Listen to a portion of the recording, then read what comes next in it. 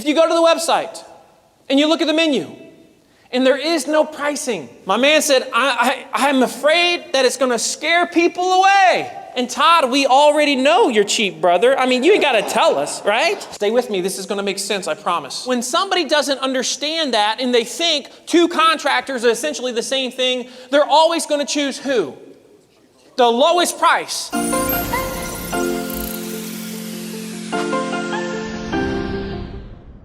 So by a show of hands, how many of you have researched how much something cost online, let's say over the last year? Okay, show of hands. Anybody not done this? Anybody Amish in this room that I need to be aware of? It's totally respectable, by the way. Okay, now, when you're on a website and you're researching cost and price and you cannot find it, what is the emotion you experience? What's the emotion? Frustration. You're going to say that. It's the F word of the internet. So the question is, what gives you the right in this moment to feel frustrated? And you do have the right, but what gives you the right? Why are you so frustrated? Because no one's giving you the answer, my man, and you are the what in this moment? I'm the customer. I'm the buyer. I'm trying to give you my money, and you're making it really difficult. So in this moment of frustration, I'm going to call them on the phone instead. Oh, you don't do that either, do you? Because instead of calling them, or instead of digging further on that website, you as the buyer, you as the searcher, you keep doing what? You keep searching, and you search until what happens?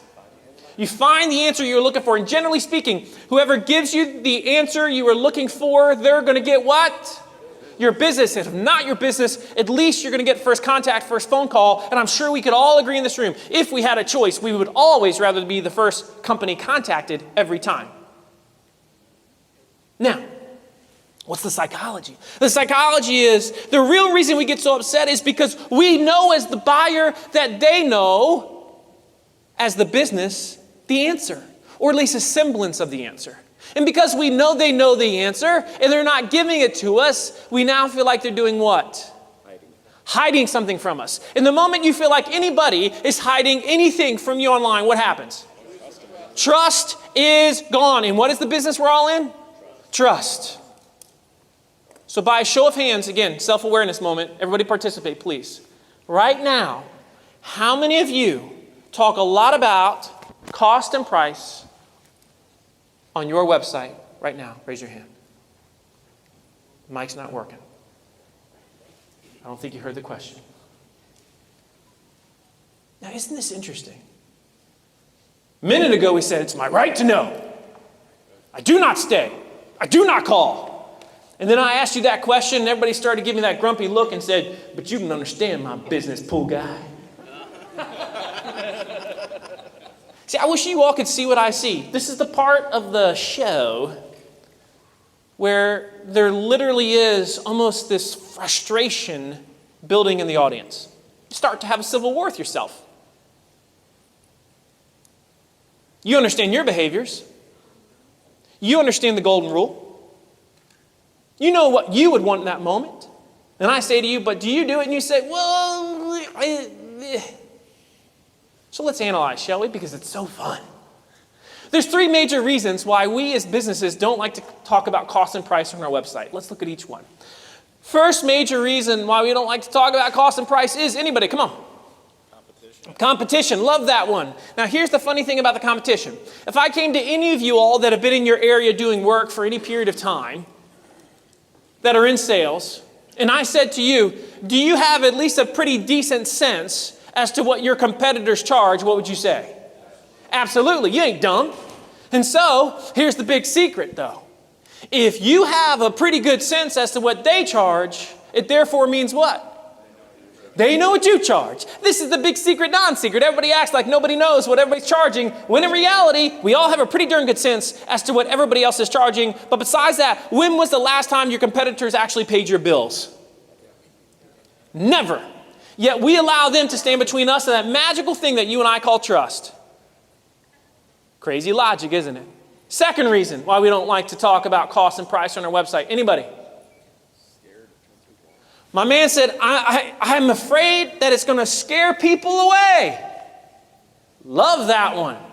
The funny thing about that one is, just a few moments ago when we were discussing our behaviors, we said the thing that actually scares us away in the buying process when we're researching is when the company doesn't talk about the thing.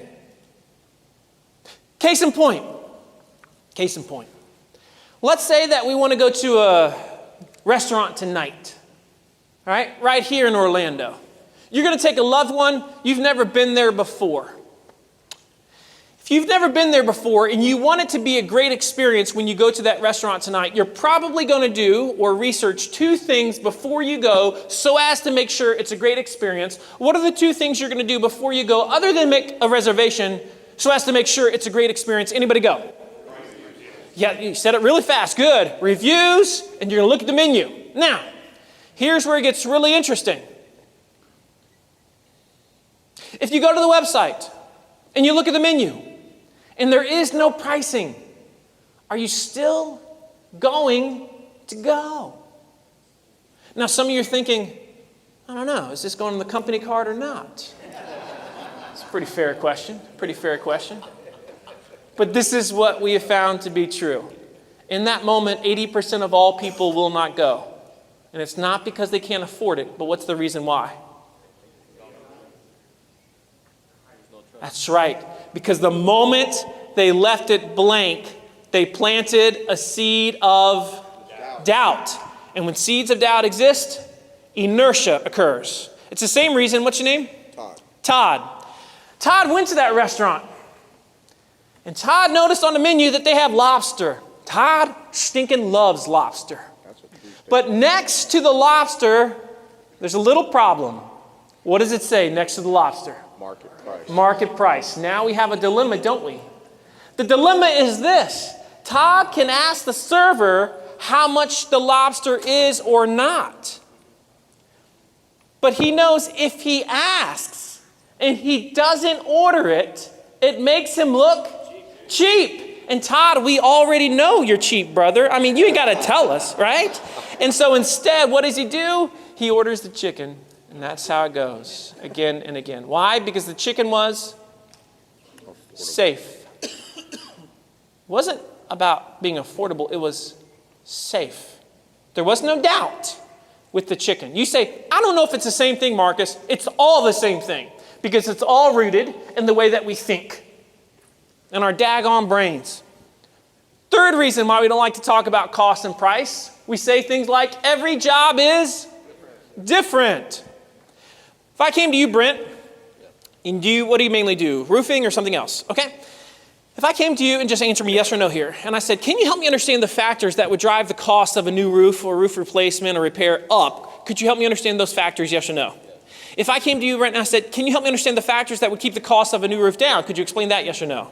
If I came to you and I said, you know what, you gave me a quote for a new roof. I really appreciate it. A few of your competitors gave me a quote for a new roof. It's interesting. Some of you are very expensive. Some of you are less expensive. Some of you are in the middle. Can you help me understand why there's a delta, why there's a difference between you and your competitors? Could you help me understand that, yes or no? And of course, over the years, how many times have you had to justify or at least explain why you cost what you cost? All the time, but yet we wait to explain and justify and really teach and have that conversation until when? Until they say no. How many have you lost up to that point? You can't measure that. We have no idea. Because if we did know that, it would make us sick. Absolutely sick. Now, some of you are still not convinced. And so because you're not convinced, let's analyze swim pool for a second. How much does a swim pool cost? A fiberglass pool, that is. All right? Said 20. Could cost 20. Could cost 40. Could it cost 100? Could it? Could it cost $500,000? Oh, we will get you there, brother. We'll get you there. So the answer to how much does a fiberglass pool cost is the same thing as it is for everybody in this room. The answer is 2 words. The answer is, it depends. But what's so funny about this is no stinking swimming pool company in the world had embraced this idea of let's talk about cost on our website when we started this process of the Ask You Answer. And so we openly talked about it and we said, you know what? It's a lot like buying a car. There's a lot of options. There's a lot of accessories. Here's a list of all those options and accessories that would drive the cost up or down. Here's a list of some of the different packages. Some people want a very basic pool. Some people want a more complex pool, water features, all that. Some people want the whole turnkey job, landscaping, the whole nine. Here's some really big ranges as to what you might spend on each one. Here's why some companies are expensive, why some companies are cheap. But ultimately, the answer to your question is, it depends.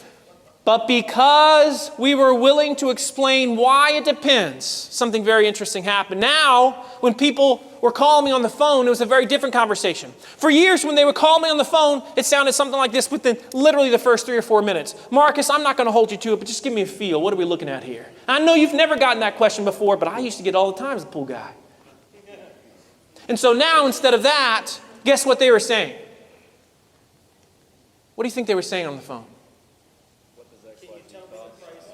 Now they were saying, thank you. Finally, somebody was willing to help me understand. How much education did you get in school about how much fiberglass pools cost? You see, everybody starts off as an ignorant buyer in that space. Now, despite the fact that I'm a pool builder and I should have a clue, do you think I have any clue how much a new roof really costs right now? Not really. I am ignorant. And those that embrace ignorant buyers are generally the most successful. But you got to be willing to think like them. You got to be willing to think like them. And so because we did that, the conversations changed. And also from a search perspective, if you went online within the next 48 hours and you searched average cost fiberglass pool, how much does fiberglass pool cost, price to install a fiberglass pool, any of these, first one you saw on the left side, organic search. Now that's just visitors, that's not a win. Let's track it back to revenue because we're here for revenue, not visitors. Stay with me, this is going to make sense, I promise. You just got to stay with me. Here's a list of the number one phrases that generated the most traffic to the website over the next few years. Okay? So the number one with 13,000 visitors was fiberglass pool prices. So we had 13,000 people go to Google, type in fiberglass pool prices, and of those 13,000, 30 of them filled out a form and said, I want to get a quote from you. So these are sales appointments on the right side of the page. What is the red arrow? The red arrow is a phrase that when somebody searched that phrase, they landed on that article on the website, how much does a fiberglass pool cost? So we've got roughly 200 plus sales appointments that occurred from people that originally landed on that article on the website, how much does a fiberglass pool cost? So here's the very important question. If that article is never written, if we never address the question, how many of those 200 plus sales appointments would have ever occurred? 0 to almost none. Why? Why? That's right, because they would have gone somewhere else, because they never would have found us. But in this case, they did find us. And many of them did read. Many of them did read more. Many of them did say, I want to get a quote. Many of them had a quote. Many of them bought. We know the value of the ones that bought. We know their names, and I can add up all the values of all those pools. But you are the one that's the expert. And daggone it, they should learn it from you. So based on what we're talking about here, last thing I want to say about this before I ask that question. I see all over the world industries being commoditized. Why are they being commoditized? Because ignorance prevails. When somebody doesn't know what constitutes quality, what constitutes a good company versus a bad company, a great experience versus a bad experience, good materials versus bad materials, good methodologies versus bad methodologies, when somebody doesn't understand that and they think two contractors are essentially the same thing, they're always going to choose who? The lowest price. And that's called, again, commoditization. I'm asking you to decommoditize that thing that you sell, but it can only happen through incredible education, especially on the front end during that 70%. So that by the end of that education, they say, you mean you're only 10% higher? I was so afraid you were going to be 30% more.